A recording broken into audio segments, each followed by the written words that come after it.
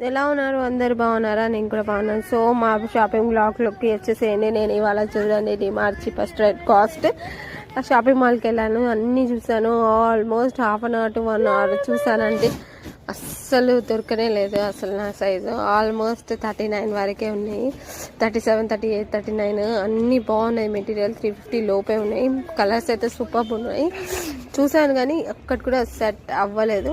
So దానికి half an hour to 45 minutes ఇక్కడే అయిపోయాయి మొత్తం షాపింగ్ వల్ల.